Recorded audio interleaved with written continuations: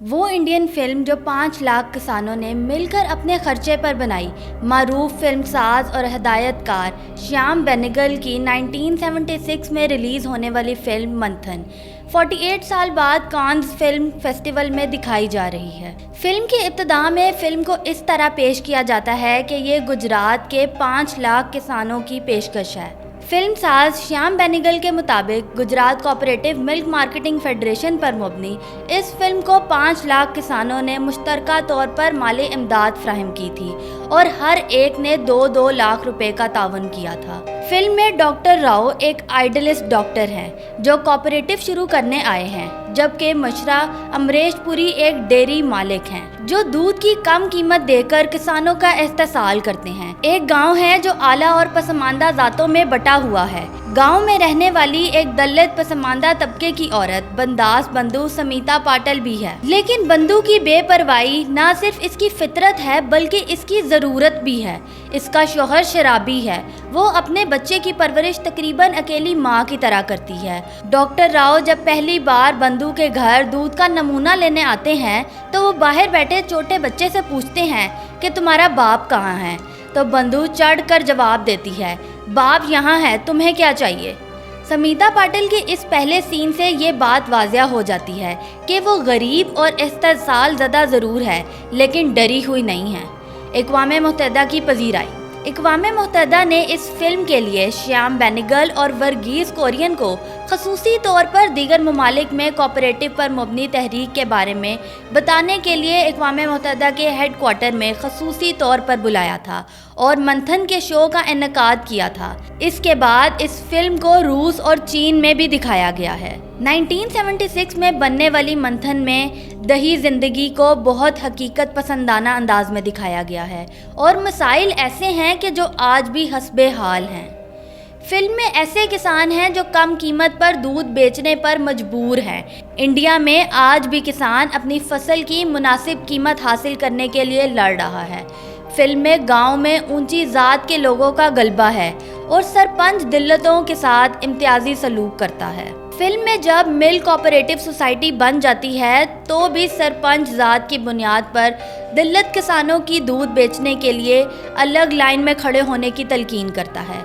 ذات پات کے نام پر امتیازی سلوک کی خبریں آج بھی سرخیاں بنتی ہیں۔ گون نہلانی کے کیمرے اور شیام بینیگل کے ویژن سے بنی یہ فلم کئی طریقوں سے بہت مایوس کن منظر پیش کرتی ہے۔ گاؤں میں ایک پرائمری ہیلتھ سینٹر تک نہیں ہے، اس لیے جانوروں کے ڈاکٹر راؤ گریش کرناڈ کو انسانوں کا علاج کرنا پڑتا ہے۔ اور آج بھی صورتحال بہت زیادہ نہیں بدلی ہے کیونکہ انڈیا کے بہت سے دیہاتوں میں آج بھی بنیادی صحت کی خدمات کی حالت ٹھیک نہیں ہے۔ نصیر الدین شاہ کا مثالی کردار۔ مل کوآپریٹو کے حوالے سے کسانوں کا استحصال کرنے والے ڈیری ملک کی سوچ امریش پوری کے اس مکالمے سے واضح ہو جاتی ہے۔ نوجوان ہمیشہ آئیڈیلسٹ ہوتے ہیں، دنیا کو بدلنے کی خواہش رکھتے ہیں، لیکن تبدیلی ہمیشہ ترقی نہیں ہوتی۔ لیکن تمام مایوسیوں کے درمیان اور مل کوآپریٹو کے معاملے سے آگے یہ فلم ایک مثبت تبدیلی اور خیالات کی ایک نئی قسم کا طوفان لاتی ہے۔ اس کی ایک مثال فلم میں نصیر الدین شاہ کا کردار بھولا ہے، ایک نوجوان دلت کسان جسے کبھی اپنا حق نہیں ملا۔ اسے شہر سے آئے ڈاکٹر راؤ کے آئیڈلسٹ خیالات پر کوئی بھروسہ نہیں ہے، اس لیے وہ دودھ کوآپریٹو کا حصہ بھی نہیں بنتا۔